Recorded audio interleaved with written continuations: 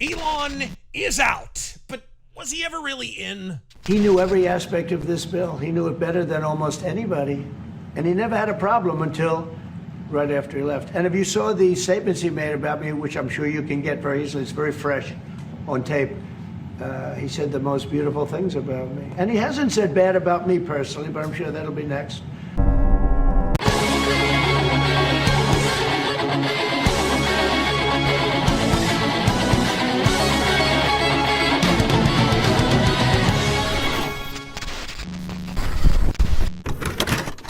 For all the memery and enduring Elon autism, as I pointed out before, during, and after his involvement in the administration, a line-item list of Elon's actual politics reads like AOC's Live Journal. For firsties, he's the biggest climate propagandist since Captain Planet. Not exactly a reality-shattering revelation from a guy who manufactures bowling shoe ugly electric cars and thus has a ready incentive to insist on their perpetual purchase. But when the net result of such is that he endorses almost all of the Green New Deal, foremost among which is his consistent endorsement of a carbon tax, you realize his politics are less Smith & Wesson and more Ben & Jerry's. Unless you have the memory of Joe Biden after an 8-round punch-up with Emmanuel Macron's dude wife, you'll recall the rather autismal episode back in December wherein Elon and Vivek all but swallowed their buster swords in defense of perpetual Indian slave labor. Elon's take on all that H-1B bullshit was uglier than a video game character voiced by Deborah Wilson. And I quote, "I will go to war over this." War. You'll recall he made progressively meeker pronouncements as the week wore on and the industrial-grade Adderall went out through his urine and all over Ashley St. Clair's collarbone, which is only slightly more unhinged than Elon Musk's claim that Trump wouldn't have won the election without him. Look, folks, no one's saying Elon didn't help put together the shake and bake recipe, but wouldn't have won without him? By the time Elon rolled up, Trump had already held his fist aloft following a complimentary ear piercing. Biden had all but dropped out, and who among us could forget the mugshot heard round the world back when Elon was still shining up DeSantis' line dancing boots? Slick, you endorsed Andrew Yang, and that Keebler cuck wasn't elected the president of the PTA. Never mind the immolation of the HMS Rondenberg 15 seconds after he hopped onto Twitter and uttered the words, "Hi, I'm Ron, I'd like to be your president." Rad, I'd like Ava Green and thigh highs, a leather corset, and a smile. Life hurts like a cricket bat to the nuts. Wear a cup. There's a reason 17 seconds after Trump took Pennsylvania, my very first tweet was, "Scott Pressler, take a bow." Again, Elon was an endless boon to the campaign. Without him, who knows if he'd ever make inroads with Rogan. And without the Rogan interview normalizing his candidacy, the GOP tent would be a noticeably tighter fit. But in my opinion, it was all over but the Biden funeral after that mugshot dropped.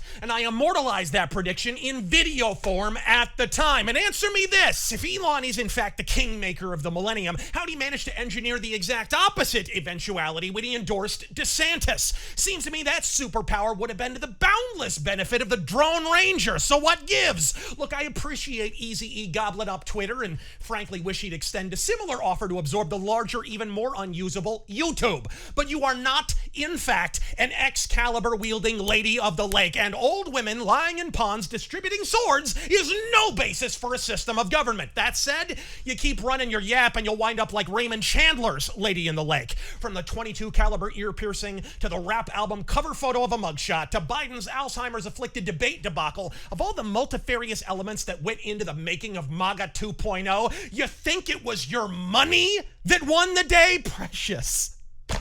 Steady yourself for a sizable shock, but Donald Trump, the man with his own surname emblazoned in burnished gold on the side of a skyscraper, has a bit of a Scrooge McDuck money bin himself. Hell, he's almost as loaded as Elon was when he wrote those cringy tweets. But if money and influence was all that mattered, Hillary spending 10 times Trump's war chest in 2016 would have carried that cackling whore into the Oval Artifice. Cash is killer. I plan to have some of my own one day. But in the immortal words of the ultimate warrior to Ted DiBiase, beg banknotes do not build biceps. And it was the unbridled badassery of emerging from a hail of gunfire, fist aloft, with a stream of plasma still pulsing from his perforated ear hole that sold the masses on MAGA in 2025. So in the words of another wrestler, know your role and shut your mouth. And the worst of it all is he had a point about this bullshit bill.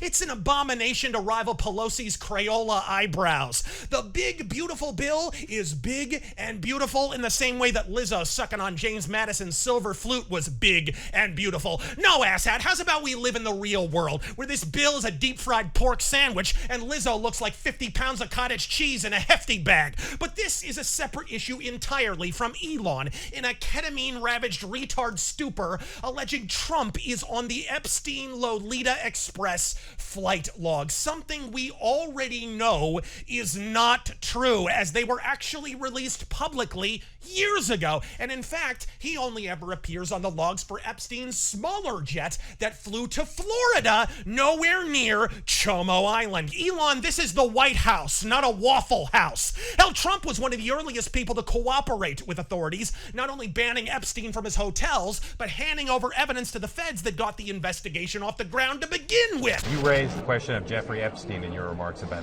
in the Q&A. Well, I think he's got a problem. I mean, what do you think the problem will be? I don't know, but that island was really a cesspool. There's no question about it. Just ask Prince Andrew. He'll tell you about it. If you want to pinch a poo log on Trump, there's no shortage of factual material to work with. So I saunter down CNN Boulevard and make shit up just because you're pressed and pissed that T-Rump returned your promise ring. Look, I love the idea of Doge. In theory, a government agency that exists solely to eliminate government agencies makes my nad bag tingle in all the right places. But is Captain Carbon Tax really the man to make that happen? Who would have thought the guy who spent $2.5 million to ram Ashley St. Clair couldn't solve the problem of monetary waste? I'm Razor Fist. Godspeed. I hate to burst your bubble, but here comes the big goodbye.